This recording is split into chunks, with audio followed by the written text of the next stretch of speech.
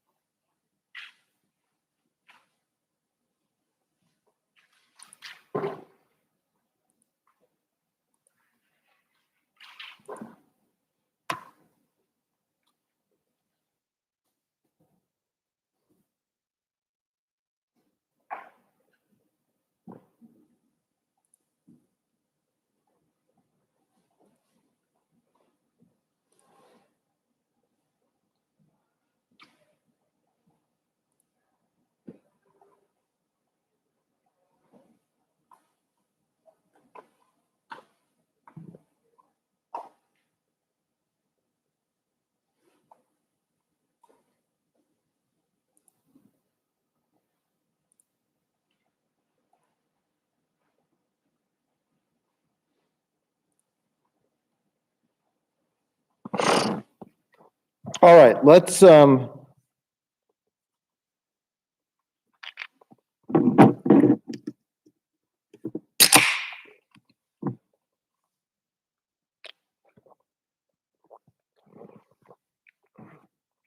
begin with this. Oh, good. Somebody fixed that. Let's see where to start. All right, before the test. Look, 3-week grades are due today. For your three-week grade, I put in the exact same grade as your exam one. So it doesn't include anything else, attendance, homework, these sorts of things. I encourage you, if you were not excited about your grade on exam one, sign up for the student tutoring, do more Logic Cola. If you are in the classroom, this actually frankly benefits you. If you're on the live stream, if you can avoid being on the live stream, I encourage you to come into the classroom. I've tracked student grades since this whole pandemic started. People who come into the room learn better, score more points, do better than those that are on the live stream. It's just a more real teaching experience, which is why, you pay lots of money to go to an in-person college and not just watch videos on like YouTube doing stuff. Let's see, what else can I tell you? Again, I repeat the offer that I made on Wednesday. Anyone who does better on the final exam than they did on exam one, I will raise your grade on exam one to the grade that you get on the final exam. But I will only raise your grade. I will not lower your grade if you do worse on the final. Most students, the overwhelming majority of students, get a grade in this course that is roughly the grade that averages their first two exams. Or rather, I should say, they do no better than the average of their first two exams. So if you bombed exam one, and then you also bombed exam two, that's when I encourage you to withdraw with the W. Because I know how the patterns go in this class. All right, so let's talk a little bit about exam one. As I said, there were many A's, there were hundreds, there were several F's, and really not particularly high F's at that. All right, let's and everything in between. All right, no one is wise unless they graduate from CNU. This was one of the patterns right off of the translation box, and this is an all pattern. It is a no one unless, and the no one and the no and the unless essentially cancel each other out to make this a universal all statement. So all W is G is the correct answer. Since the computer randomized the order of the questions, this may not be the exact order your questions appeared in, but you can, you feel free to follow along on your device and scroll and check. By the way, if you got some of these wrong, again, whenever we go over a test or exercise in class, the goal of going over it is for you to realize if you got it wrong, why you got it wrong, so that next time you encounter a problem like this, you don't get it wrong. So just writing down what the right answer was does almost nothing to benefit you. So again, part of getting the most out of the conversation is knowing what you're supposed to be doing with it. What you're supposed to be doing is learn how to get it right next time. Not when you get the exact same question, but when you get one that is similar. So again, the no one unless is an all statement. All right, Kant was a German. Kant was a philosopher. We find the conclusion. The conclusion is going to be some Germans are philosophers. Again, that's a nice sort of commonsensical thing if you think about it. It kind of just sort of makes sense. If Kant is a German, Kant is a philosopher, then at least one German, Immanuel Kant, is also a philosopher. But let's use our four-step method here. So we have to translate. Kant little k is capital G. Kant little k is capital P. We do a mini star test, which requires us to distribute and star nothing. We figure out what goes in the conclusion, and the capital G and the capital P appear exactly once. Then we try to remember which patterns, if we had universal statements, alls and nos, the conclusion would be an all or a no. Since it's not, since these are not universal statements, we're going to need a sum. And since there's no negations, we don't need a not. Sum G is P is the proper conclusion. Also, if you had put some P as G, which was not one of the options, but some P as G would also be a valid conclusion, and that would be some philosophers or Germans. But either of those would be an acceptable conclusion. But since I only gave you the some G as P option, that is the proper conclusion. All right, number 3. Some charming people are mean. No one who picks his nose is charming. All right, now we're getting a little weirder here. So first we translate. Some C is M.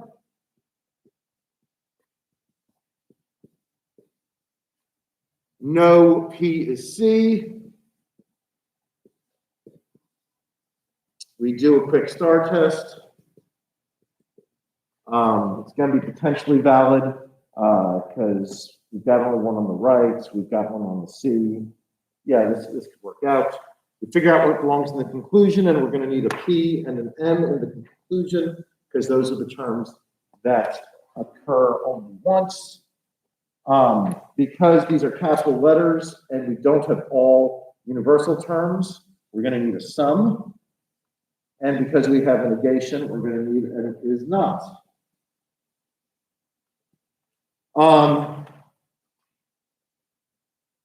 And then, actually, if you put them in this order, it's going to be invalid because you'll get a star, 2 stars on the P. But when that happens, you're supposed to then try again by reversing the order of the 2.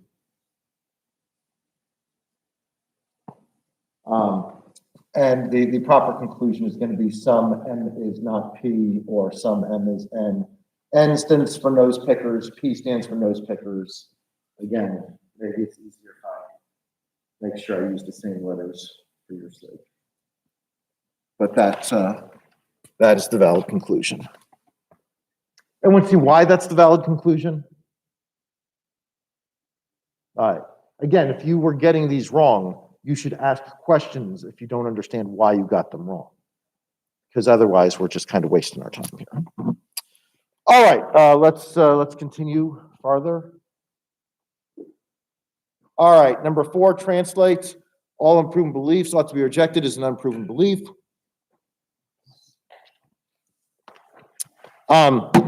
What this question is really asking is, did you learn the rule when we discussed it when we went over exercises?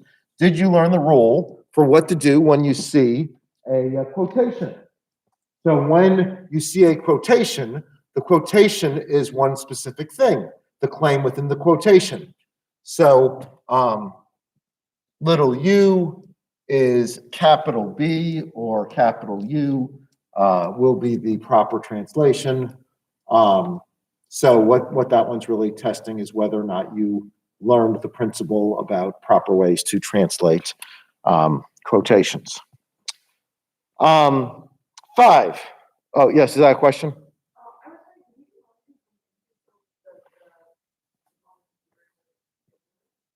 Can I make this bigger? I'm not sure. I'll see if I can make it bigger. Oh, how about that? I can make it bigger.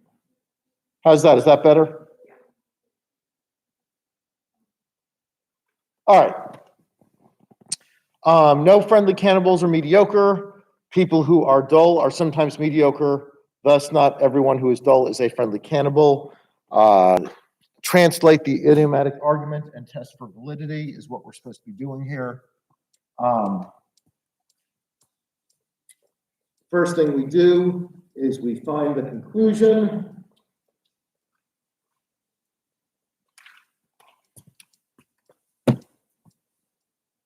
Conclusion is after the thus, so this is actually translated in order: premise, premise, conclusion.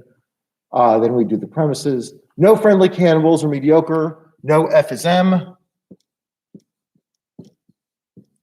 Rather, no capital F is capital M. People who are dull are sometimes mediocre. Some capital D dull people is M mediocre. Thus, not everyone who is dull is a friendly cannibal. Then we get some, not everyone, all are, that means a sum is not. Some dull people are not, is not friendly cannibals. And then we distribute, we star, we get stars on the capital F, M, and D, we get 1 on the right, it's valid. The world's best cook lives in Detroit. This is just a straightforward translate one sentence. World's best cook. How many best cooks are there? Only one, by use of superlative. The hardest part here was figuring out what to do with the second half. And the key is to realize that the second concept is the group of people who live in Detroit, because there's more than one person that lives in Detroit. So the proper translation is little c is capital D.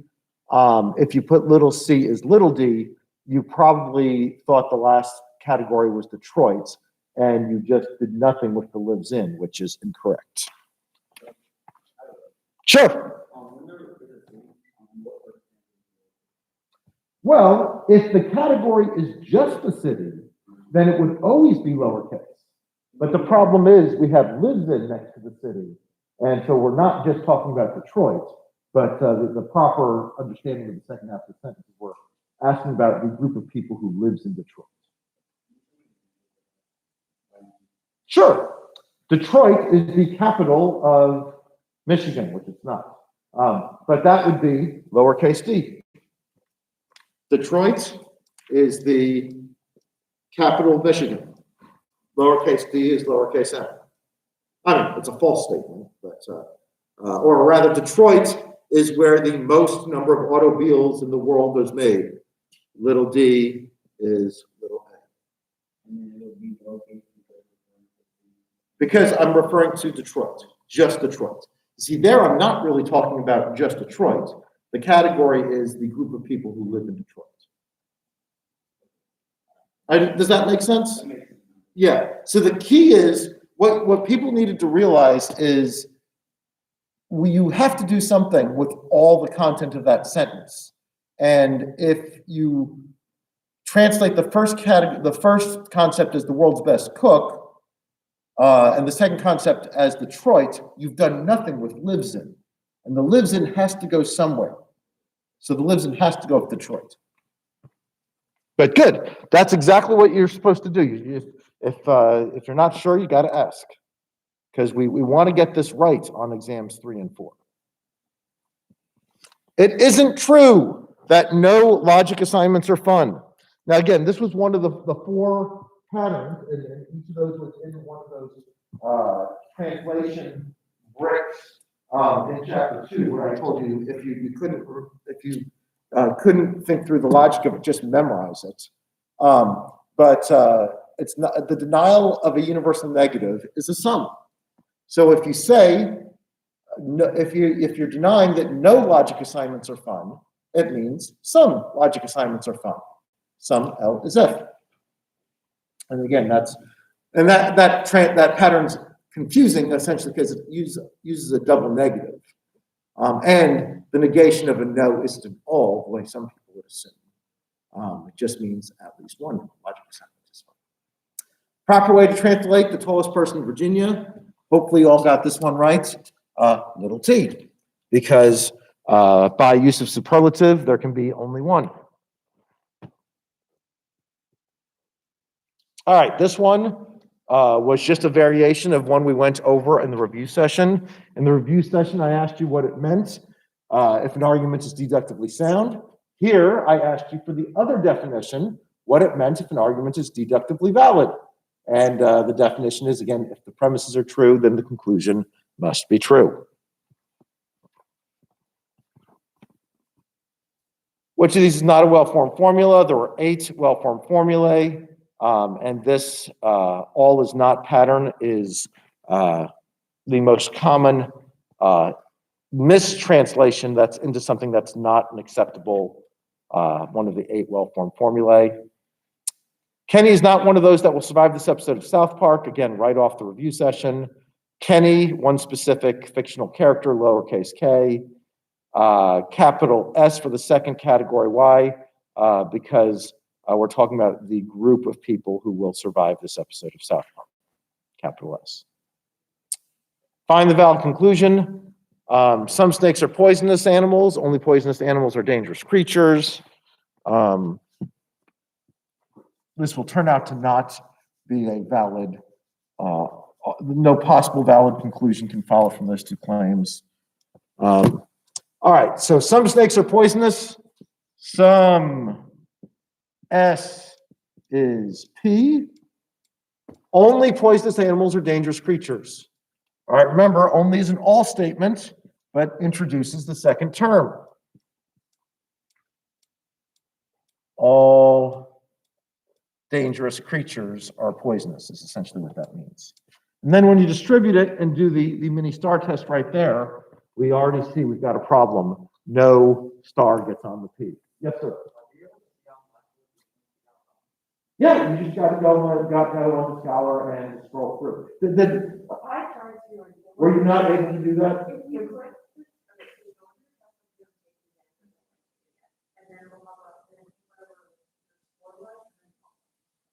Okay, so you hit the score. Yeah, so you got to hit the score. Thank you. Yes. Well, for me, when I hit the score, it'll tell you like which questions you got wrong, but it doesn't give you all of the information you have up there. Okay. Mine was doing that a few days ago, but I just clicked on it now and it's showing everything. Good. Yeah, it should be showing everything now. I hid some of the information for the first couple of days because, well, because there were people who hadn't taken the exam yet, and I didn't want them to like look on their roommate's version and see what the right answer to each question was. So if you go through now, it should show you question by question, what you got right and wrong, and what your answer was and such. I mean, right now, the version I'm looking at is called student view. So that means that this is the view that you should have if you look at the text.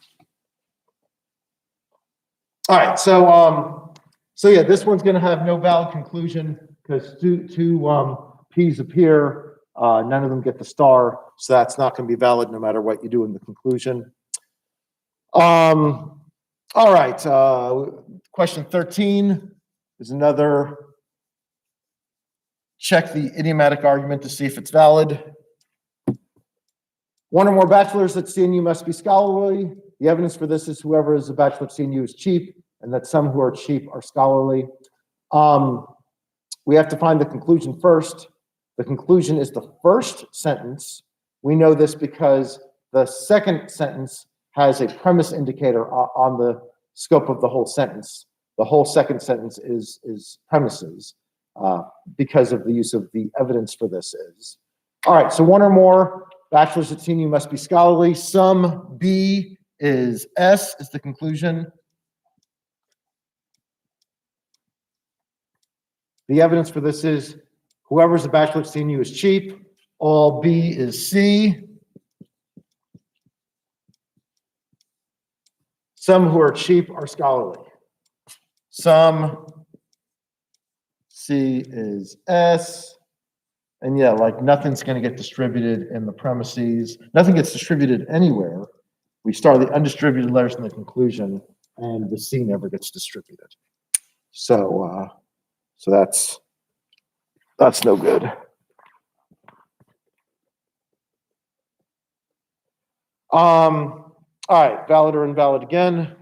At least some who believe in objective moral truths aren't absolutizing the moral beliefs of their own culture. We know this because Martin Luther King believed in objective moral truths, and because nobody who disagrees with the moral beliefs of their own culture are absolutizing the moral beliefs of that culture. This one was right out of the exercises. It was one that I think we discussed in class as well. Find the conclusion first. The conclusion is the first sentence. Some B is not M, or some B is not A.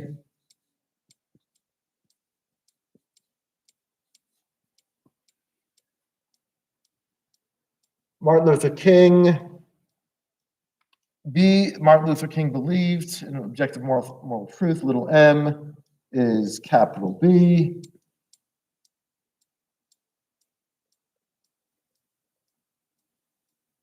Oh, I need to shrink that because I'm got things. Yeah, there we go. That's why there's stuff missing. Martin Luther King believed in moral truth. Martin Luther King disagreed with the moral beliefs of his culture. No one who disagrees with the moral beliefs of their culture is absolutizing the moral beliefs of that culture.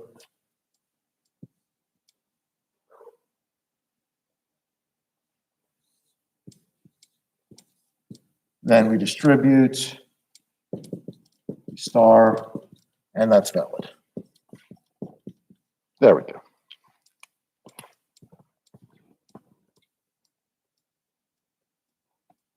All right, a person isn't moral unless she's honest.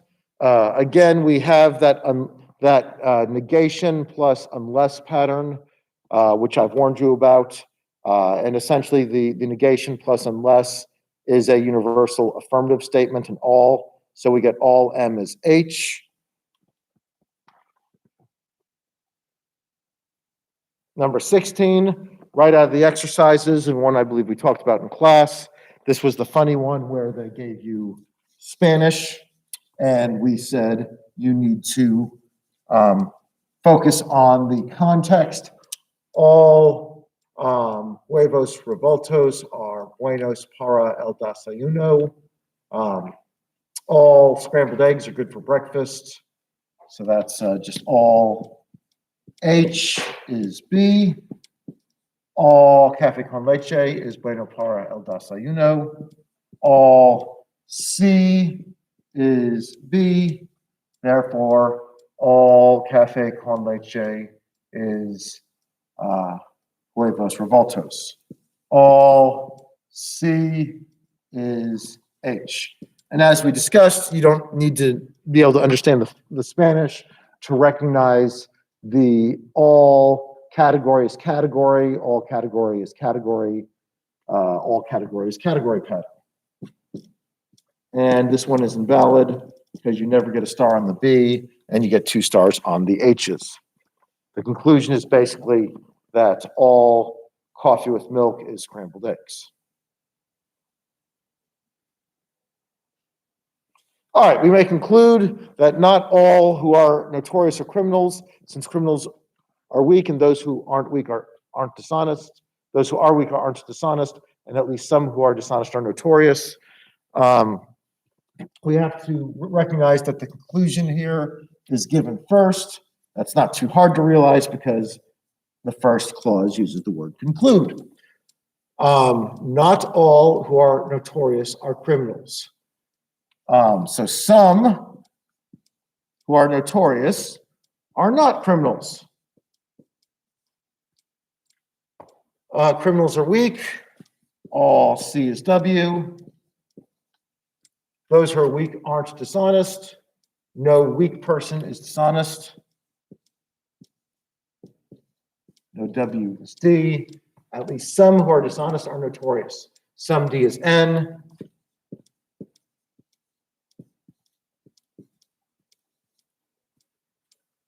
All right, we distribute. We star. We get stars on the capital C, W, and N. One on the right. It's valid. Arguments, one of the foundational definitions, as we discussed on the second day of lecture, arguments, we use the terms sound or unsound, valid or invalid to describe them. We don't use claims truth or false for them. True or false are for specific statements. You can have multiple premises, more than 2, and that never had only one correct conclusion, was just a piece of nonsense I made up.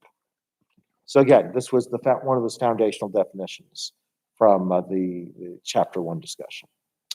People who are bold are polite. All people who are bold, B is capital P. Yeah. Arthur is king of all the Britons. The king of all the Britons does not manage an autonomous collective. Only those who manage autonomous collectives are just rulers. We may conclude that Arthur is not a just ruler. That one was right off the review session. You'll remember it was valid. I don't know. Does anyone really need me to do that one again for you? I don't feel like doing that one all again. Whoever is skeptical isn't faithful. Translate as no skeptical person is faithful. Basically, you just have to use the negation. Sensible Judeans are happy, since sensible Judeans always look on the bright side of life, since all who are happy look on the bright side of life. This one is invalid.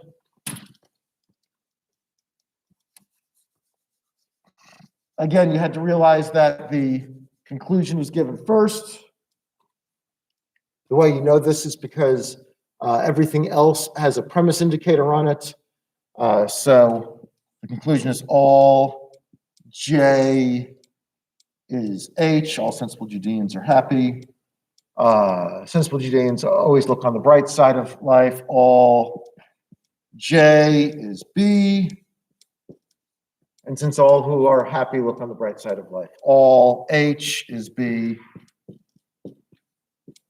And that B is never going to get distributed. That B is never going to get a star. We'll get 2 stars on the H, so it's invalid.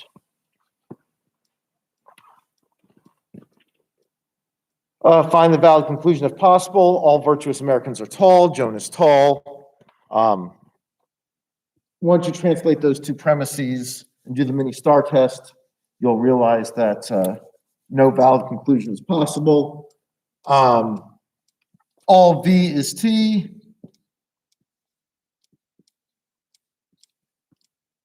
Joan is T, little j is T. And you do the mini star test, and that T never gets a star, and it already appears twice, so there's nothing, no valid conclusion possible. All arguments that have all true premises and a true conclusion are sound. That's false. We discussed this in the review and another times in the course. Basically, I can have true premises and a true conclusion that have nothing to do with each other. So I can say Obama is a former president, Silverman is a philosophy professor, therefore CNU is a state university. And that's, everything in that argument's true, but it's not a good argument. It's not sound. It's not properly structured. All right, and finally, ducks must be witches because witches float and ducks also float. We find the conclusion first, ducks must be witches. All D is W. Witches float. All W is F. All witches are things that float, and all ducks float. All D is F. And again, the F will never get a star, and the W gets 2 stars, so it is invalid. All right, look. That's exam 1. The good, the bad, the ugly. If you did well, good for you. Keep up the good work. If you didn't do well, then sort of recalibrate what you need to do and then change, adapt. That's the key thing here. Don't keep doing things that didn't work for you. That's one of the key things to learn in just life. And no harm, no foul. I've already, set up a lifeline for you. There is a path to an A in this course, no matter how you did on exam 1, because I've promised to substitute the grade on the final for you if that's going to benefit you. All right. Let's close the book on that and move on. Let's talk a little bit. I don't think we'll get all the way through this, but let's start talking about chapter 3.2 with lexical definitions. And we'll get about 10 minutes into this, and then, we can finish this on Monday. It'll be fine.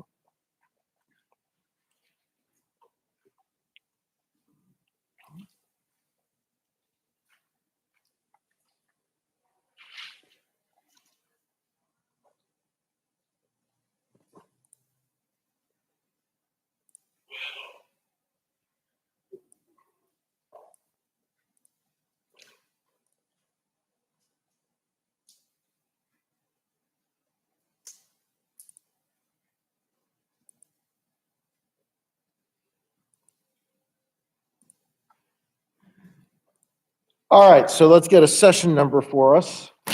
We are doing session 687690. Session 687690. 687690.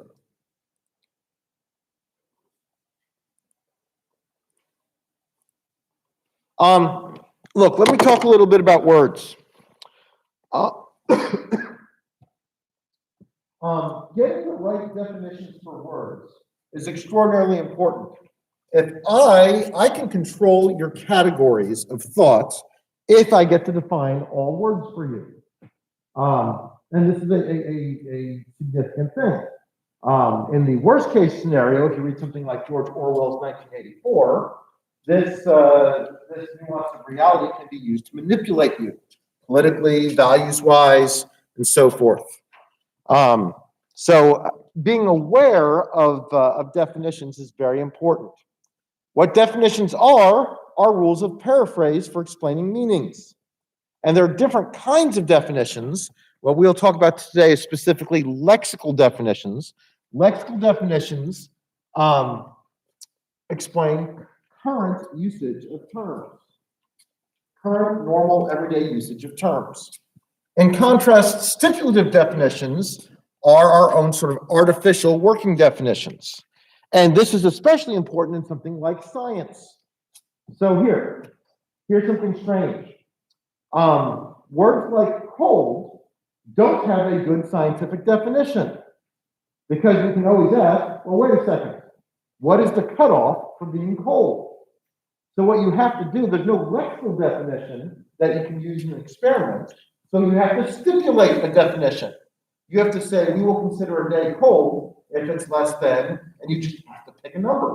You know, something like 40, if it's less than 40 degrees, or if most CAU students wear a coat on that day, or something like that. You have to pick something. Therefore, you stipulate that's how you're going to use the word. In part, many of the logical definitions we use are these sort of artificial stipulative definitions. Things like valid, sound, even argument. Those are not the way you usually use those words. But for sake of the logical systems, we've stipulated them in various ways. All right, so back to lexical definitions. What makes a good lexical definition is one-to-one interchange.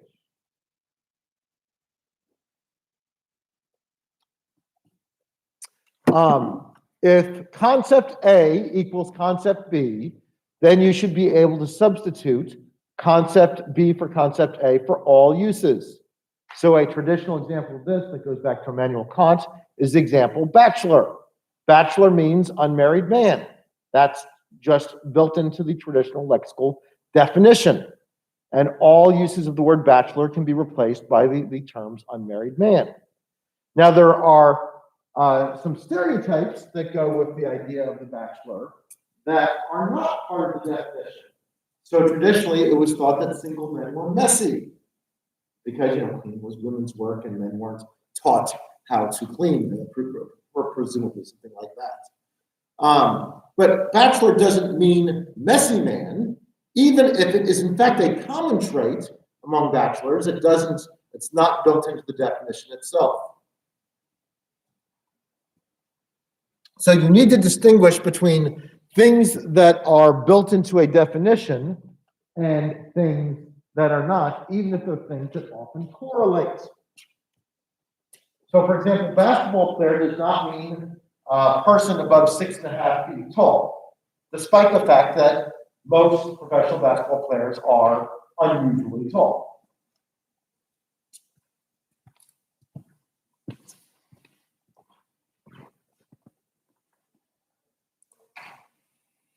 All right, so 5 principles for lexical definitions. We want definitions that are neither too broad nor too narrow. So when we try to define concepts, we want to make sure we don't include we want to make sure we don't include things that don't belong in the original concept or exclude things that are included in the original concept. So in honor of the recent Super Bowl, we can think about this in terms of proper uses of things like football players. Football players does not equal ball players. Why? Well, because there's more kinds of ball players than just football players. There's basketball players, there's baseball players, there's lots of things that are included in the definition ball players that don't belong to the category football players. Here, let me draw like a circle diagram for that. So again, we're always here when we're analyzing definitions, we're always analyzing the second term here. So football players doesn't equal ball players. Why?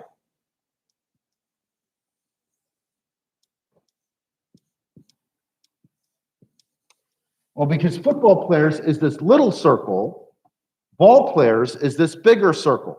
And the bigger circle includes basketball players, baseball players, softball players, soccer players, and so forth. In contrast, football players also doesn't equal quarterbacks. Why? Well, quarterback is one type of football player, but there are other football players. So in this case, quarterbacks is the smaller circle, and football players is a bigger circle. And football players includes defensive players, kickers, receivers, so forth. So again, the point here is you need a one. What the goal is to get one-to-one overlap. You want something like bachelors and unmarried men, and you want the two circles to line up exactly like that. That's the goal.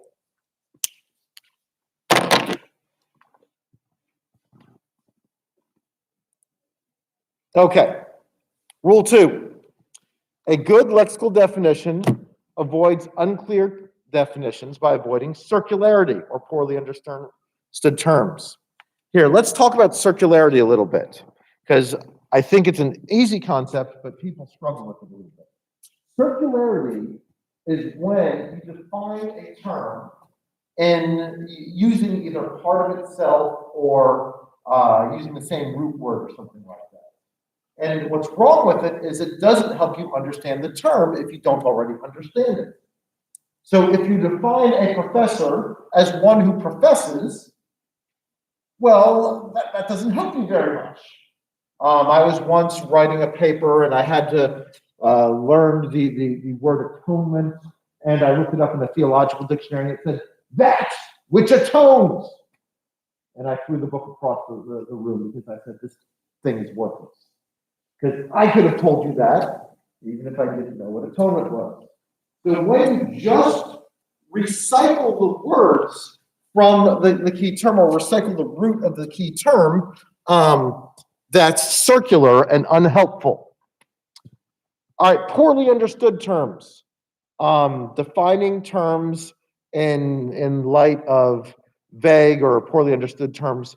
If you're trying to define the word knowledge, and I start using terms like epistemic success, that probably doesn't make you less confused.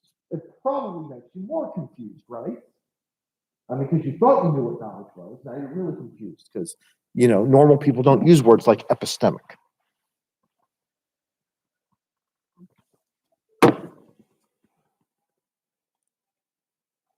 Rule 3. A good lexical definition matches the precision or vagueness of the original term. So it is a traditional belief in Pythagorean thought, and it sometimes appears in aesthetics, that beautiful means symmetrical. And there's actually some reasons to believe that that might be true. But that's not a good lexical definition. That's not the way we use the word beautiful in our culture. Symmetrical is a nice, easily defined word because it has to do with symmetry and measurements and can be easily quantified. Beauty cannot. So that symmetrical is a bad definition for the word beauty because beauty is a vaguer term. Now, someone might argue that symmetrical is the proper definition of beautiful, but that's different than saying that that is the current lexical definition, which it is not. All right, we'll get through 2 more rules, and then we will call it a day. Or maybe we'll do one example. All right, rule 4, a good lexical definition, and this ties today's lecture into Wednesday's lecture. We want to match the proper tone. So when we're using concepts properly, you should match positive terms to positive terms, negative terms to negative terms, and neutral terms to neutral terms. So soldiers are not identical to terrorists. Soldier is a more neutral descriptive term. Terrorist is a very negative term. So you want to match positive terms to positive terms, negative terms to negative terms, and neutral terms to neutral terms.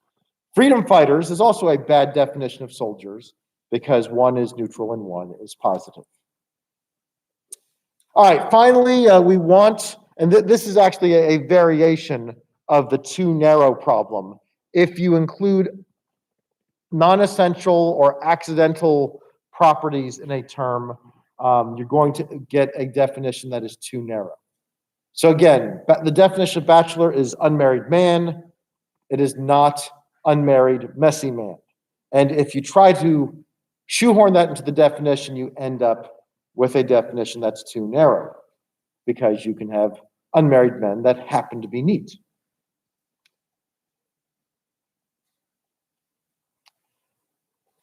All right, let's just do one or two clicker problems just so I can get attendance here.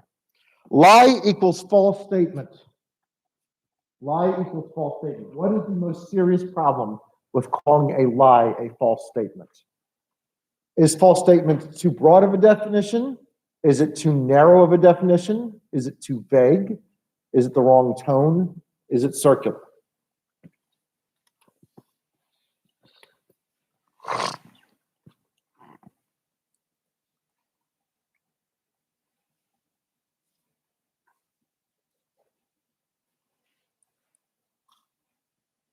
All right, we're all over the place. All right, we'll have to talk about this at length on Monday, but here, let's eliminate a few. It is definitely not circular. How do we know it's not circular? Yeah, how do we know it's not circular? Yeah, we don't recycle the same word or root word. There's a case for wrong tone. I mean, false statement is less serious than lie. I don't think it's vague. I think we all know what false statements are, and we all know what lies are. I'd say the most serious problem is false statement is a much broader category than lying. So a lie is an intentional false statement. I have to be trying to be deceptive. Sometimes people say things that are false statements and they're just incorrect. So for example, if you got a problem wrong on the exam, I don't do this. I don't say, liar, how dare you lie about that? It's not a lie. You're just incorrect. You thought you were giving the right answer, right? If somebody thought the Kansas City Chiefs were going to win the Super Bowl, they weren't lying about it. I mean, unless they actually didn't think they were going to win. But the normal, if people predicted that, an incorrect prediction is not a lie. Making a mistake is not a lie. A lie has to be intentional in some way.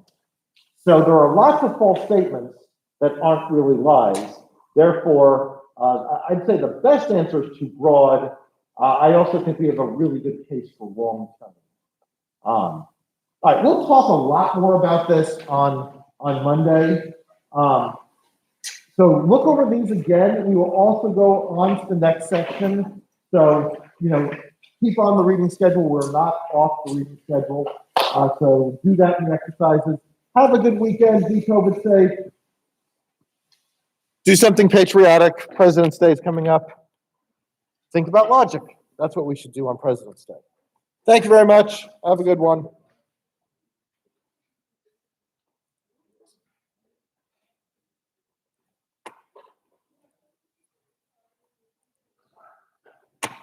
Really?